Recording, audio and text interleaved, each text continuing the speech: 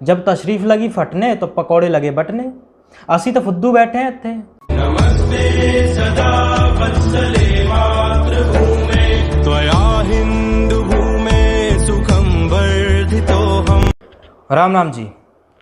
अभी वेस्ट बंगाल में जो गैर मुसलमानों को मुसलमानों द्वारा रगड़ा जा रहा है, इसके लिए मुझे जो बंगाल से ही हैं और घटनास्थल पर उपस्थित थे, उनमें से कई लोगों ने मुझे मैसेज किया कि मैं उनकी आवाज़ उठाऊं और जितने भी यूट्यूबर हैं जो मेरे संपर्क में हैं उनसे भी निवेदन करूं उनकी आवाज़ उठाने के लिए। इस वीडियो में मैं आपको कुछ बातें कहना चाहता हूं जो आप सुनना नहीं चाहते, क्योंकि आपको अपने बारे में सब कुछ अच्छा सुनने की आदत जो पड़ गई है। मैं आपको कोई भी दंगों की क्लिप्स नहीं दिखा पाऊंगा, क्योंकि कई बार YouTube पूरी वीडियो ही उसकी वजह से हटा देता है। आप ट्विटर पर जाकर सर्च कर सकते हैं वेस्ट बंगाल हुगली में जो दंगे मुसलमान कर रहे हैं उसकी क्लिप्स। सबसे पहले तो थोड़ी सी बात बंगालियों की ही करते हैं, क्योंकि इस समय विपदा उन्हीं पर है। बंगाली सीखते समय लगभग 50-60 फिल्में मैंने देखी हैं बांग्ला में, और आप सोच नहीं सकते किस हद तक गैर मुसलमानों को बुरा इंसान और मुसलमानों को सच्चा अच्छा दीन धर्म वाला इंसान दिखाया जाता है। आप कहेंगे इसमें नया क्या है, ये तो बॉलीवुड भी करता ही है। हाँ, करता ज़रूर है और बहुत बुरे तरीके से करता है, पर वेस्ट बंगाल के बंगालियों ने बंगाली हिंदुओं का दर्द देखा है, उनको महसूस किया है। क्योंकि बांग्लादेश से सताए गए हिंदू भागकर कहीं आए तो ज़्यादातर वेस्ट बंगाल में ही आए थे, और वो केवल एक ही वजह से वहाँ से भागने पर मजबूर हुए, वो थी कि वो गैर मुसलमान थे। और फिर जब भी आप किसी पढ़े लिखे बंगाली से बात करेंगे और देखेंगे तो आपको लगेगा कि ये लायक ही हैं मारे जाने के, क्योंकि बहुत से बंगाली गाय खाने का समर्थन भी करते हैं, और फिर प्रोग्रेसिव लिबरलिज्म के नाम पे इन्होंने जो गंद मचाई है वो भी आप सहन नहीं कर पाएंगे। लेकिन अब बंगालियों के सुर जो हैं वो बदल गए हैं। हमें मुसलमान मार रहे हैं, बचाओ, हमारी आवाज़ उठाओ, हम क्या करें, कैसे करें। जब तशरीफ़ लगी फटने तो पकौड़े लगे बटने। असी तो फुद्दू बैठे हैं थे। ना हमको लिबरलिज्म आता है, ना हमको प्रोग्रेसिव बनना आता है, और कूल बनने का ठेका भी तो तुमने ले रखा है। ब्रो मज़हब नहीं सिखाता आपस में बैर रखना bro, grow up bro, get a life bro. ये सब चूरन फैलाने का ठेका भी तुम ही लोगे। फिर जब पीट दिए जाओगे मज़हब के नाम पे तो फिर हम याद आते हैं। तुम काहे को उछलते हो रॉयल बंगाल टाइगर। अबे एक बात समझो, भारत के किसी भी कोने में अगर तुम पिट रहे हो तो सबसे पहली तुम्हारी ड्यूटी है अपनी आत्मरक्षा में हथियार उठाने की, ना कि मोबाइल उठा के चिल्लाना, देखो देखो हमें मुसलमान मार रहे हैं, क्या होगा उससे, क्या उखाड़ लोगे, कुछ नहीं होगा। अब बात करते हैं देश के अन्य गैर मुसलमानों की जो खुद को सुरक्षित समझ रहे हैं, चाहे वो सिख, बौद्ध, जैन, कोई भी हो। भाई देखो, सच ये है कि आप भी रेल बना दिए जाओगे अगर नहीं समझ आई बात तो। अगर लग रहा है कि बीजेपी बचाएगी तो अभी रोहित जायसवाल को काटा गया था गोपालगंज बिहार में। हम लोगों की जितनी ताकत थी उतनी लगाई बात बड़े बड़े लोगों तक पहुंचाने के लिए, लेकिन बीजेपी के प्रवक्ताओं ने छू तक नहीं की।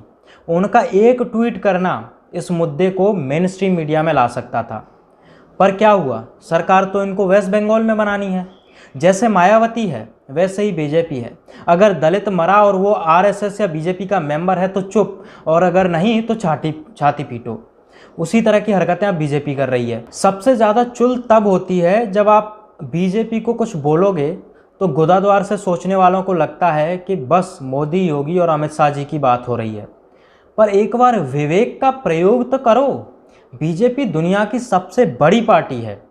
ये 3 लोग बस 3 हैं, उसके अलावा भी उसमें बहुत कुछ है। उसकी पूरी की पूरी आईटी सेल क्या करती है, जब आप लोग हमसे ये एक्सपेक्ट करते हो कि हम भी बीजेपी को डिफेंड करें।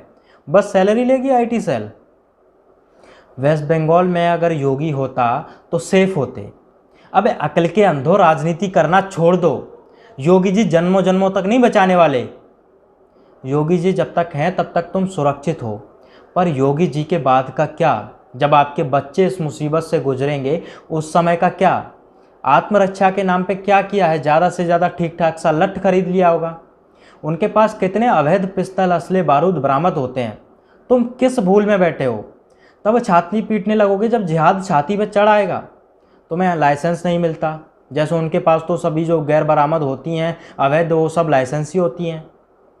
राजनीति ना बचा पाई है ना बचा पाएगी। अपनी बुद्धि और विवेक का प्रयोग करो। राजनीतिक पार्टियां तो यही चाहती हैं कि उनके वोटर्स उनके रोबोट बन के रहें। संवैधानिक रूप से बस मुसलमान ही हलाल सर्टिफिकेट जैसी चीज़ों को वैलिड करना जानते हैं क्या? अरे वो सैकड़ों ऑर्गेनाइजेशन चलाते हैं, हजारों, और सारी की सारी सफल होती हैं। पता है क्यों? क्योंकि उनका एजेंडा वो छुपा कर काम करते हैं, ऊपर अमन चैन शांति की परत चढ़ा कर रखते हैं। लेकिन गैर मुसलमानों को तो अपना एजेंडा पहले बैनर पे छपवा देना होता है। अरे थोड़े ही टाइम में आपकी संस्थाएं रद्दी हो जाती हैं। कभी सोचा है क्यों? अब मान लो या तब मानोगे जब आप भी रेले जाओगे।